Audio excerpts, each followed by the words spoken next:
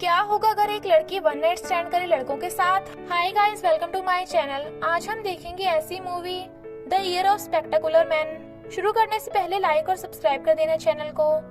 Movie शुरू होती है हमारी मेन कैरेक्टर इजी क्लीन के साथ, जो अपनी फेमस बहन सेब्रीना के साथ न्यूयॉर्क के एक पार्क में घूम रही होती है।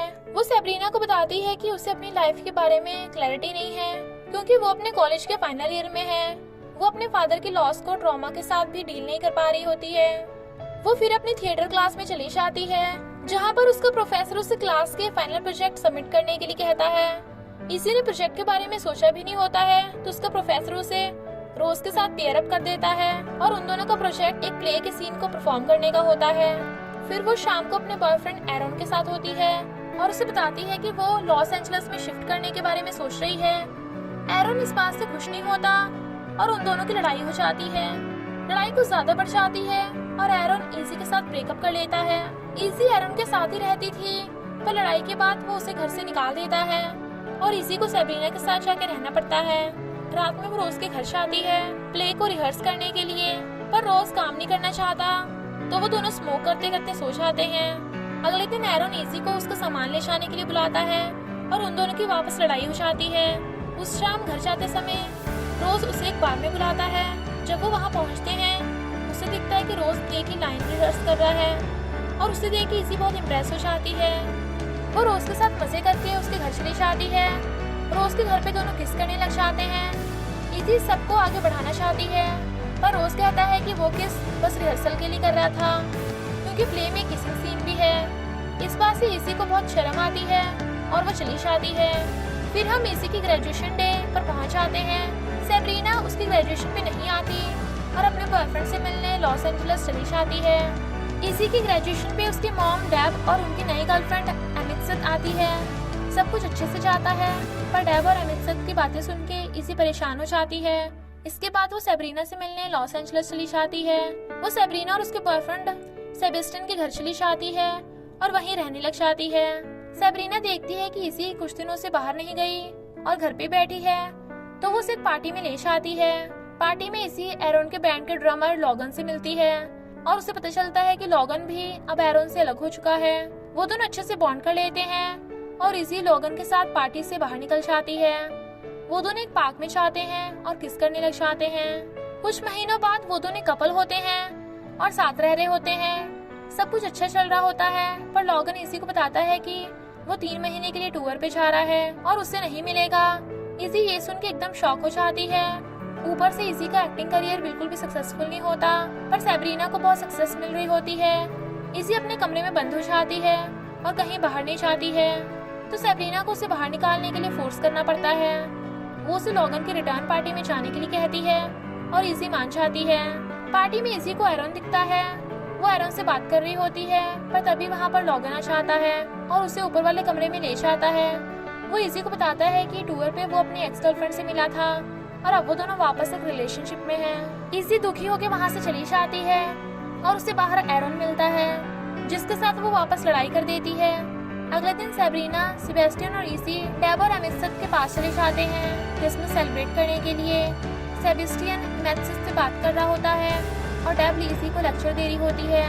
सेब्रीना गुस्से में अपने फादर की बात करने की कोशिश करती है, पर डेब तभी टॉपिक को चेंज कर देती है।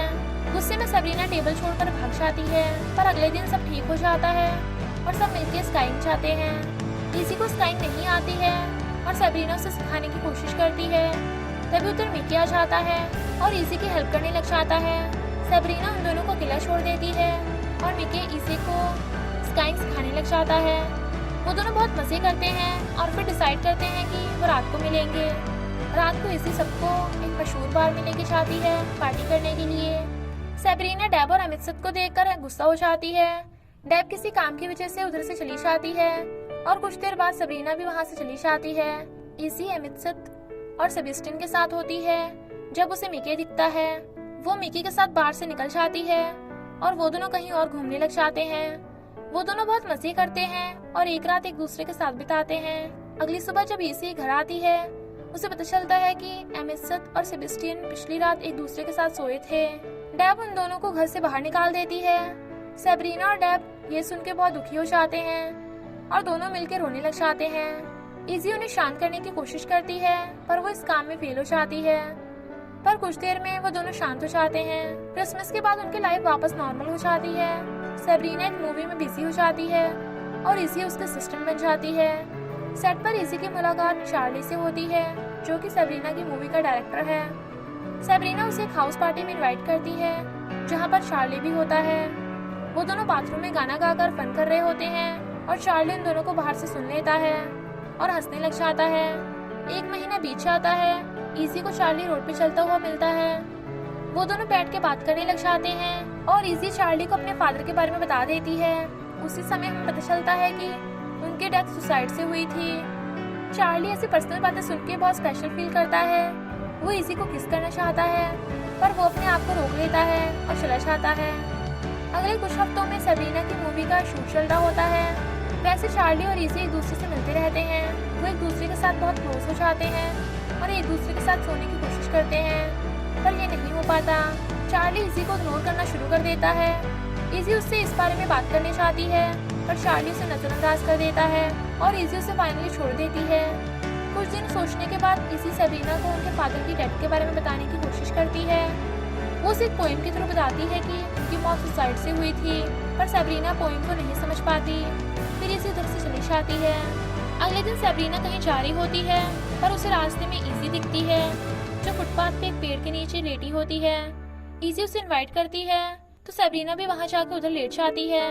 वो दोनों डीप बातें करना शुरू कर देते हैं और इजी फाइनली सेब्रीना को उनके फादर का सच बता देती है। सेब्रीना इजी को बता देती है कि उसने उसकी डायरी पढ़ी है और वो उसकी राइटिंग से बहुत इंस्पायर हुई है। इजी रियलाइज करती है कि उसे खुश रहने के लिए किसी रिलेशनशिप में होने की जरूरत नहीं है और वो अकेली ही खुश है। मूवी की एंडिंग में हम देखते हैं कि सेब्रीना वापस सेबेस्टियन के साथ वापस आ चुकी है। दी एंड। आपको ये मूवी कैसी लगी कमेंट में जरूर बताना और सब्सक्राइब करना मत भूलना।